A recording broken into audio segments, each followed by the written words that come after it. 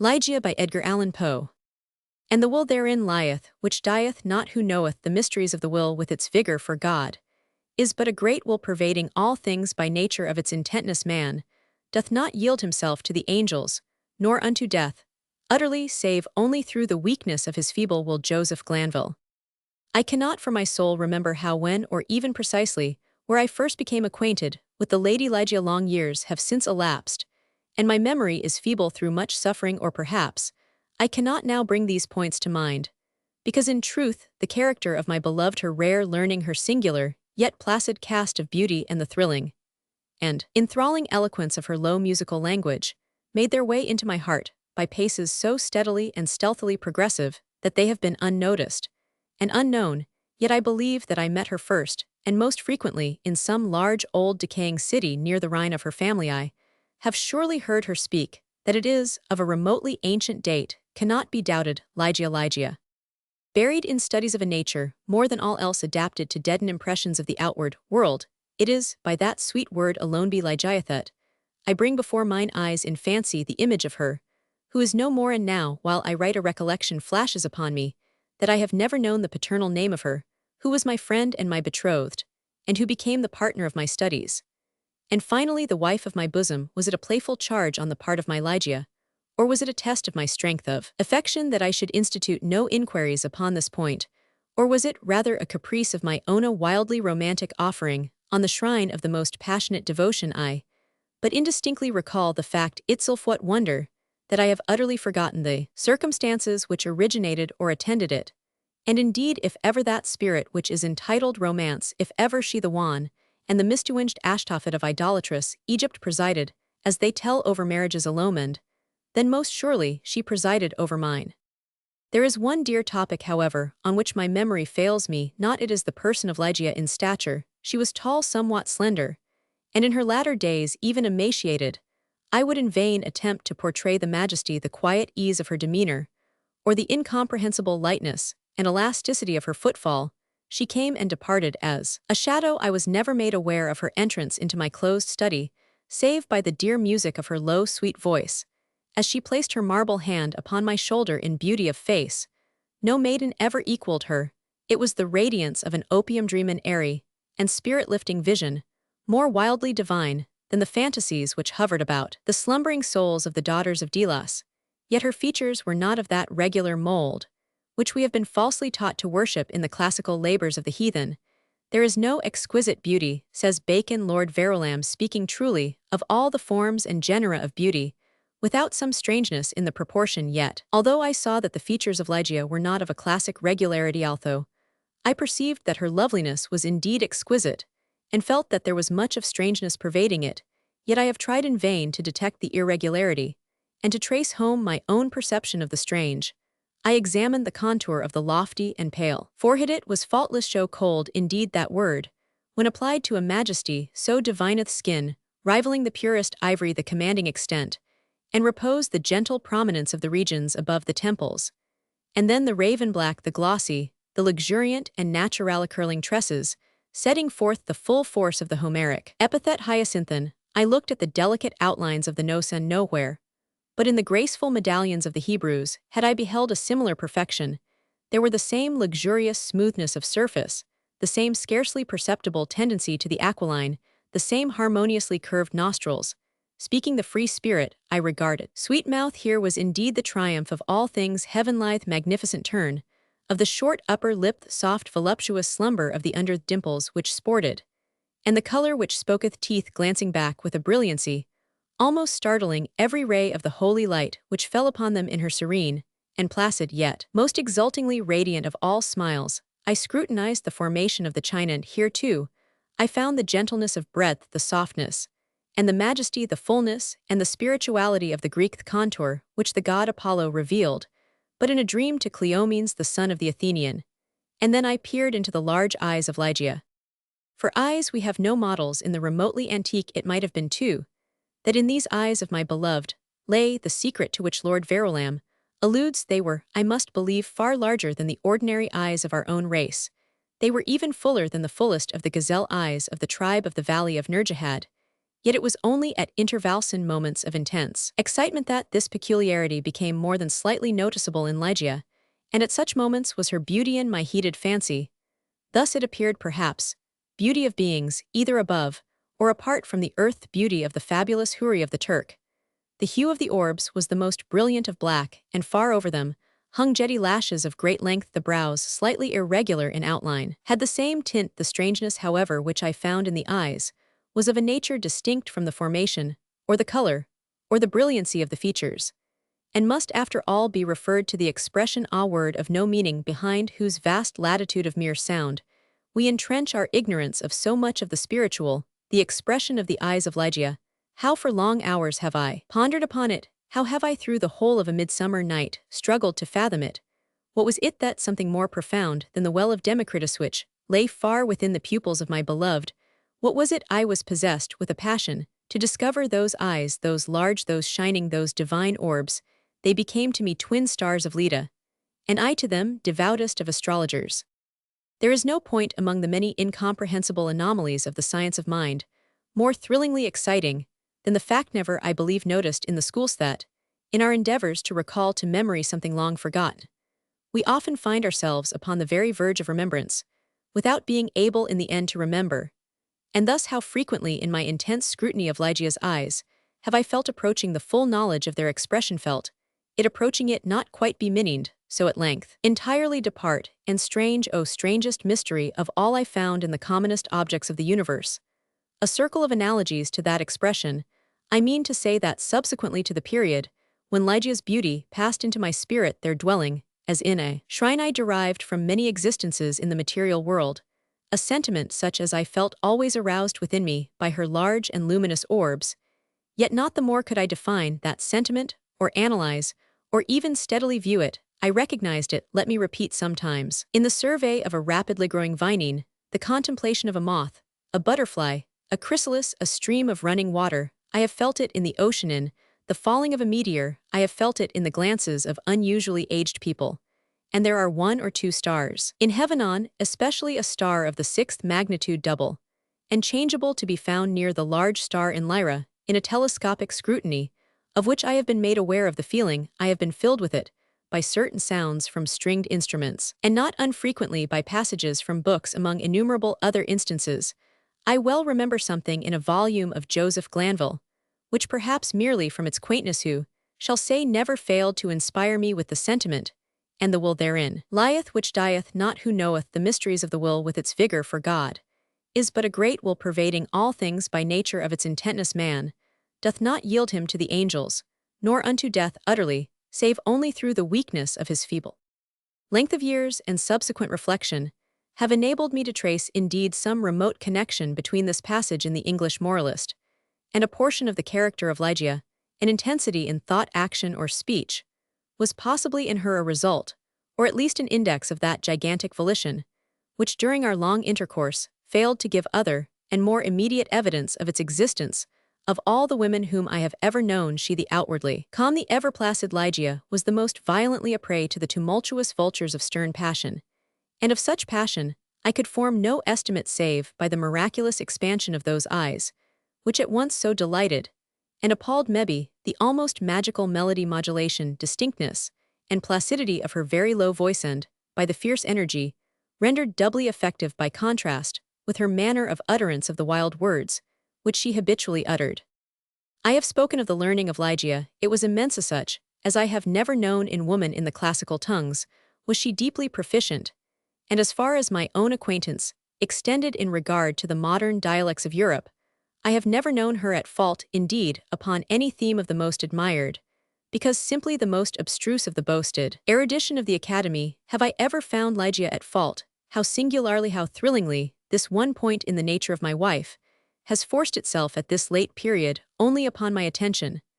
I said her knowledge was such as I have never known in woman, but where breathes the man who has traversed, and successfully, all the wide areas of moral, physical, and mathematical science. I saw not then what I now clearly perceive, that the acquisitions of Ligeia were gigantic, were astounding, yet I was sufficiently aware of her infinite supremacy to resign myself with a childlike confidence to her guidance through the chaotic world of metaphysical investigation, at which I was most busily occupied during the earlier years of our marriage. With how vast a triumph, with how vivid a delight, with how much of all that is ethereal in hope, did I feel as she bent over me in studies, but little sought but less known that delicious vista, by slow degrees expanding before me, down whose long, gorgeous, and all untrodden path I might at length pass onward to the goal of a wisdom too divinely precious, not to be forbidden.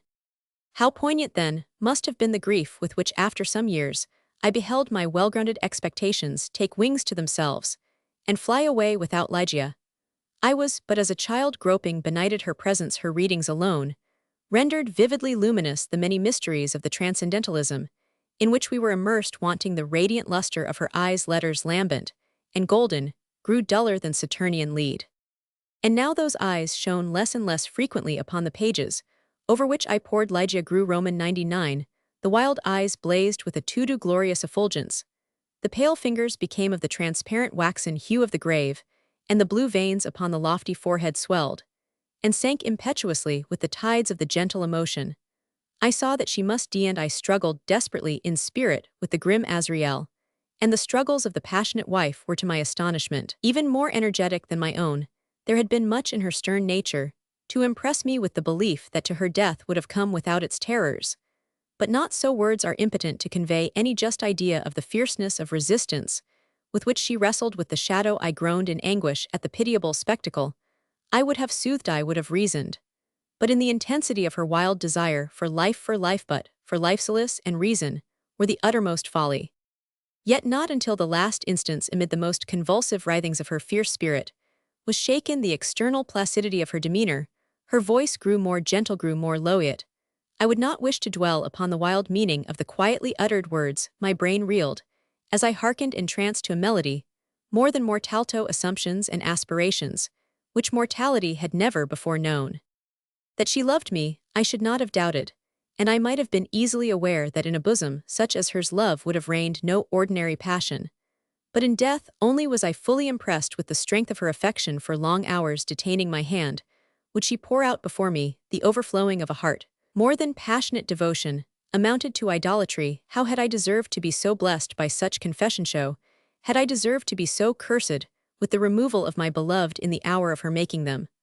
But upon this subject I cannot bear to dilate. Let me say only that in Ligeia's more than womanly abandonment to a love, alas, all unmerited, all unworthily bestowed, I at length recognized the principle of her longing, with so wildly earnest a desire for the life which was now fleeing so rapidly away. It is this wild longing, it is this eager vehemence of desire for life, but for life, that I have no power to portray, no utterance capable of expressing.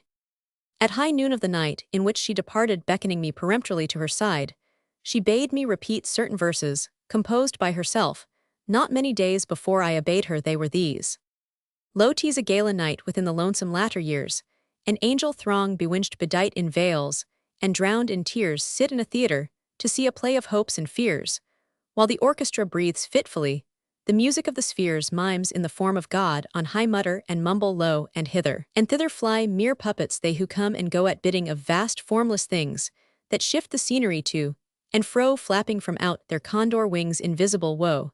That motley drama, be sure it shall not be forgot, with its phantom chased forevermore by a crowd that sees it not through, circle that ever returneth in to the self-same spot, and much of madness and more of sin and horror the soul of the plot.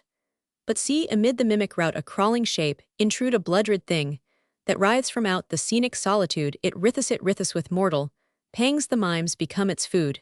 The seraphs sob at vermin fangs, in human gore imbued. Out are the lights out all, and over each quivering form the curtain, a funeral pall, comes down with the rush of a storm, and the angels, all pallid and wan, uprising, unveiling, affirm that the play is the tragedy man, and its hero the conqueror worm. O God, half shrieked Ligeia, leaping to her feet and extending her arms aloft with a spasmodic movement, as I made an end of these lines. O God, O divine Father, shall these things be undeviatingly social? This conqueror be not once conquered? Are we not part and parcel in thee? How who knoweth the mysteries of the will with its vigor? Man doth not yield him to the angels, nor unto death, utterly, save only through the weakness of his feeble will. And now, as if exhausted with emotion, she suffered her white arms to fall and returned solemnly to her bed of death. and as she breathed her last sighs, there came mingled with them a low murmur from her lips. I bent to them my ear, and distinguished again the concluding words of the passage in Glanville: Man doth not yield him to the angels, nor unto death, utterly save only through the weakness of his feeble.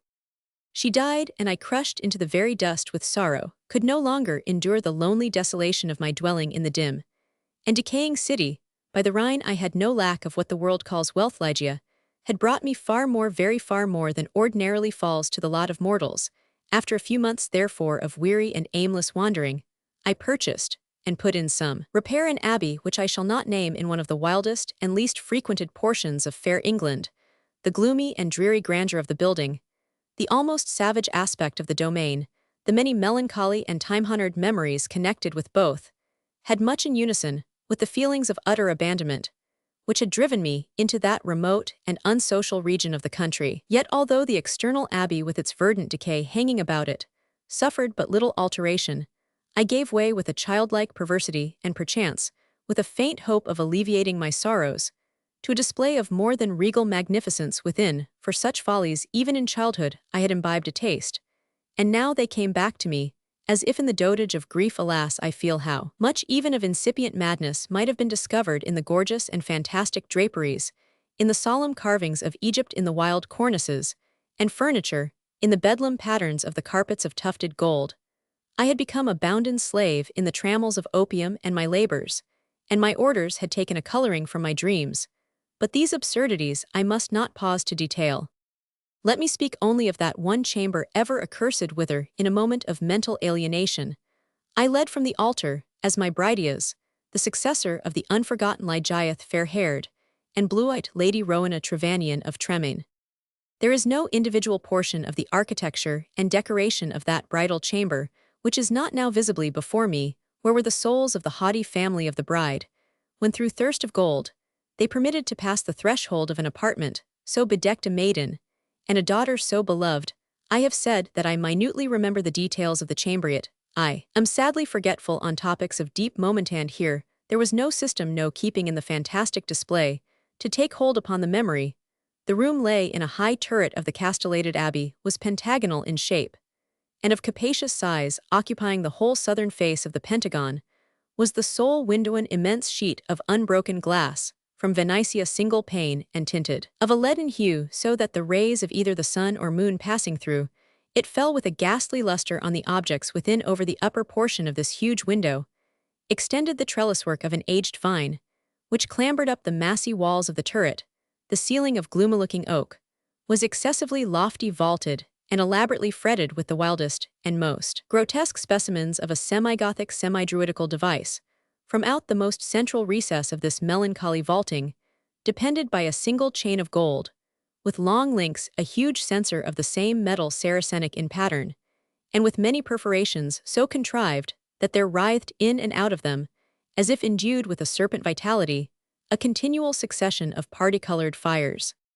Some few ottomans and golden candelabra of Eastern figure were in various stations about, and there was the couch, tubertle couchoff, an Indian model and low, and sculptured of solid ebony, with a pall-like canopy above. In each of the angles of the chamber stood on end a gigantic sarcophagus of black granite, from the tombs of the kings over against Luxor, with their aged lids full of immemorial sculpture. But in the draping of the apartment lay, alas, the chief fantasy of all. The lofty walls, gigantic in height of an unproportionably soar, hung from summit to foot in vast folds, with a heavy and massive-looking tapestry of a material which was found alike as a carpet on the floor, as a covering for the ottomans, and the ebony bed as a canopy for the bed, and as the gorgeous volutes of the curtains, which partially shaded the window. The material was the richest cloth of gold. It was spotted all over at irregular intervals with arabesque figures about a foot in diameter, and wrought upon the cloth in patterns of the most jetty black. But these figures partook of the true character of the arabesque only when regarded from a single point of view, by a contrivance now common, and indeed traceable, to a very remote period of antiquity. They were made changeable in aspect. To one entering the room they bore the appearance of simple monstrosities, but upon a farther advance this appearance gradually departed, and step by step, as the visitor moved his station in the chamber, he saw himself surrounded by an endless succession of the ghastly forms, which belonged to the superstition of the Norman, or arise in the guilty slumbers of the monk. The phantasmagoric effect was vastly heightened by the artificial introduction of a strong continual current of wind, behind the draperis giving a hideous and uneasy animation to the whole.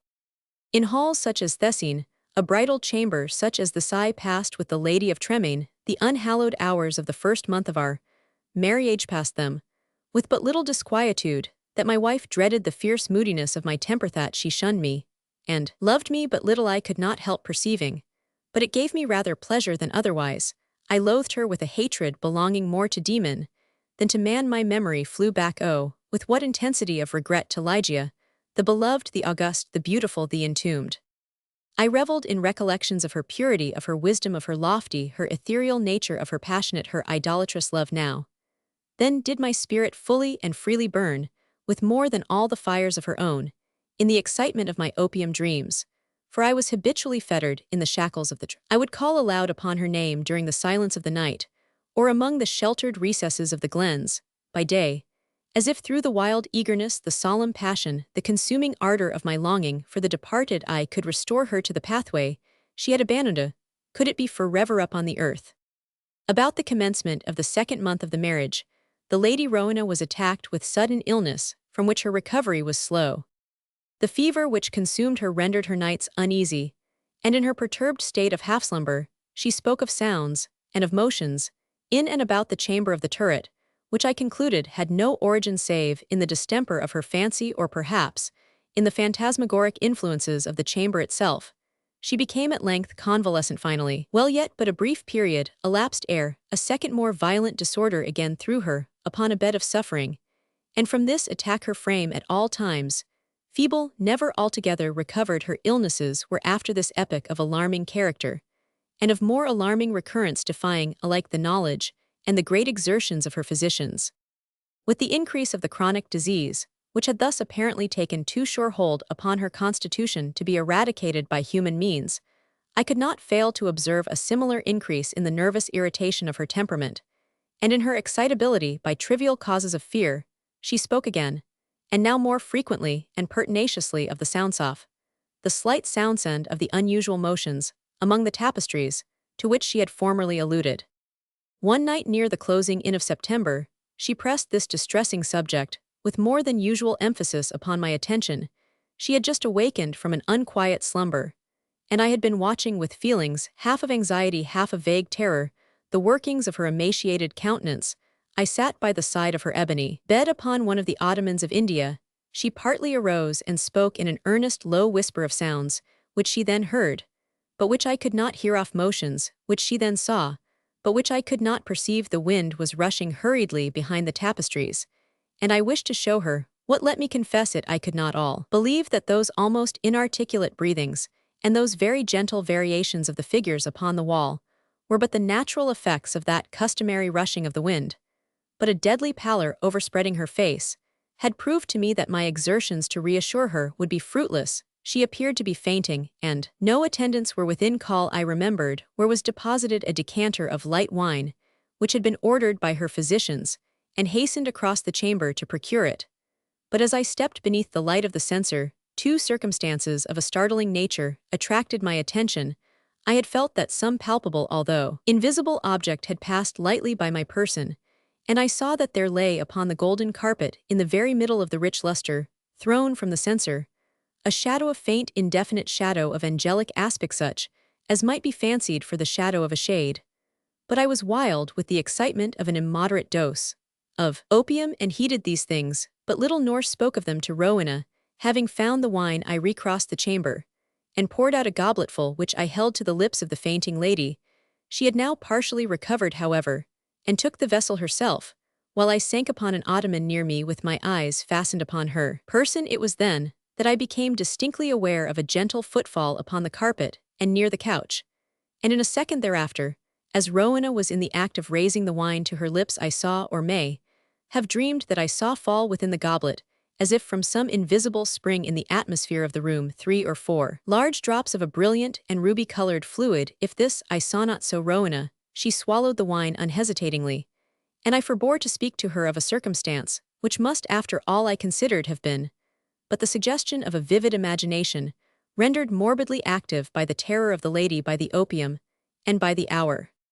Yet I cannot conceal it from my own perception that immediately subsequent to the fall of the rubidrops, a rapid change for the worse took place in the disorder of my wife, so that on the third subsequent night, the hands of her menials prepared her for the tomb, and on the fourth I sat alone with her shrouded body in that fantastic chamber which had received her, as my bride wild visions, opium-engendered flitted shadow-like before me. I gazed with unquiet eye upon the sarcophagi in the angles of the room, upon the varying figures of the drapery, and upon the writhing of the party-colored fires in the censer overhead. My eyes then fell as I called to mind the circumstances of a former night to the spot, beneath the glare of the censer, where I had seen the faint traces of the shadow. It was there, however, no longer, and breathing with greater freedom, I turned my glances to the pallid and rigid figure upon the bed. Then rushed upon me 1,000 memories of Ligeia, then came back upon my heart with the turbulent violence of a flood, the whole of that unutterable woe with which I had regarded her. Thus enshrouded the night waned, and still with a bosom full of bitter thoughts of the one only and supremely beloved, I remained gazing upon the body of Rowena. It might have been midnight, or perhaps earlier or later, for I had taken no note of time, when a sob, low, gentle, but very distinct, startled me from my reverie. I felt that it came from the bed of ebonite bed of death. I listened, in an agony of superstitious terror, but there was no repetition of the sound. I strained my vision to detect any motion in the corpse, but there was not the slightest perceptible. Yet I could not have been deceived. I had heard the noise, however faint, and my soul was awakened within me. I resolutely and perseveringly kept my attention riveted upon the body. Many minutes elapsed before any circumstance occurred tending to throw light upon the mystery. At length, it became evident that a slight, a very feeble and barely noticeable tinge of color had flushed up within the cheeks, and along the sunken small veins of the eyelids through a species of unutterable horror, an awe for which the language of mortality has no sufficiently energetic expression. I felt my heart cease to beat, my limbs grow rigid. Where I sat, yet a sense of duty finally operated to restore my self-possession. I could no longer doubt that we had been precipitate in our preparations, that Rowena still lived. It was necessary that some immediate exertion be made. Yet the turret was altogether apart from the portion of the abbey tenanted by the servants. There were none within call. I had no means of summoning them to my aid, without leaving the room for many minutes, and this I could not venture to do. I therefore struggled alone in my endeavors to call back the spirit ill, hovering in a short period. It was certain, however, that a relapse had taken place. The color disappeared from both eyelid and cheek, leaving a wanness even more than that of marble. The lips became doubly shriveled and pinched up in the ghastly expression of death. A repulsive clamminess and coldness overspread rapidly the surface of the body, and all the usual rigorous illness immediately supervened. I fell back with a shudder upon the couch, from which I had been so startlingly aroused, and again gave myself up to passionate waking visions of Ligeia. An hour thus elapsed, when could it be possible, I was a second time aware of some vague sound, issuing from the region of the bed. I listened in extremity of horror. The sound came agonate, was a sigh rushing to the corpse. I distinctly saw a tremor upon the lips. In a minute afterward they relaxed, disclosing a bright line of the pearly teeth. Amazement now struggled in my bosom, with the profound awe which had hitherto reigned there alone. I felt that my vision grew dim, that my reason wandered, and it was only by a violent effort that I at length succeeded in nerving myself to the task which duty thus once more had pointed out. There was now a partial glow upon the forehead and upon the cheek and throat. A perceptible warmth pervaded the whole frame. There was even a slight pulsation at the heart. The lady lived, and with redoubled ardor I betook myself to the task of restoration. I chafed and bathed the temples and the hands, and used every exertion which experience and no little medical reading could suggest, but in vain. Suddenly, the color fled, the pulsation ceased, the lips resumed the expression of the dead, and in an instant afterward the whole body took upon itself the icy chilliness, the livid hue, the intense rigidity, the sunken outline, and all the loathsome peculiarities of that which has been for many days a tenant of the tomb. And again I sunk into visions of Ligeia. Again, what marvel that I shudder while I write? Again there reached my ears a low sob from the region of the ebony bed. But why shall I minutely detail the unspeakable horrors of that night? Why shall I pause to relate how time after time, until near the period of the grey dawn, this hideous drama of revivification was repeated, how each terrific relapse was only into a sterner and apparently more irredeemable death, how each agony wore the aspect of a struggle with some invisible foe, and how each struggle was succeeded by I know not what of wild change in the personal appearance of the corpse, let me hurry to a conclusion. The greater part of the fearful night had worn away, and she who had been dead once again stirred and, now more vigorously than hitherto, although arousing from a dissolution more appalling in its utter hopelessness than any I had long ceased to struggle or to move, and remained sitting rigidly upon the ottoman, a helpless prey to a whirl of violent emotions, of which extreme awe was perhaps the least terrible, the least consuming. The corpse, I repeat, stirred, and now more vigorously than before the hues of life flushed up with unwonted energy into the countenanced limbs relaxed and, save that the eyelids were yet pressed heavily together, and that the bandages and draperies of the grave still imparted their charnel character to the figure. I might have dreamed that Rowena had indeed shaken off utterly the fetters of death. But if this idea was not even then altogether adopted, I could at least doubt no longer when arising from the bed tottering with feeble steps with closed eyes, and with the manner of one bewildered in a dream, the thing that was enshrouded advanced boldly and palpably into the middle of the apartment. I trembled not, I stirred not, for a crowd of unutterable fancies, connected with the air, the stature, the demeanor of the figure rushing hurriedly through my brain, had paralyzed, had chilled me into stone. I stirred not, but gazed upon the apparition. There was a mad disorder in my thoughts, a tumult unappeasable. Could it indeed be the living Rowena who confronted me? Could it indeed be Rowena, at all fair-haired, the blue-eyed Lady Rowena Trevanion of Tremaine? Why should I doubt it? The bandage lay heavily about the mouth, but then might it not be the mouth of the breathing Lady of Tremaine? And the cheeks there were the roses, as in her noon of life's. These might indeed be the fair cheeks of the living Lady of Tremaine, and the chin with its dimples, as in health, might it not be hers? But had she then grown taller since her malady? What inexpressible madness seized me with that thought? One bound, and I had reached her feet. Shrinking from my touch, she let fall from her head, unloosened the ghastly cerements which had confined it, and there streamed forth into the rushing atmosphere of the chamber huge masses of long and disheveled hair. It was blacker than the raven wings of the midnight, and now slowly opened the eyes of the figure, which stood before me. Here then, at least, I shrieked aloud.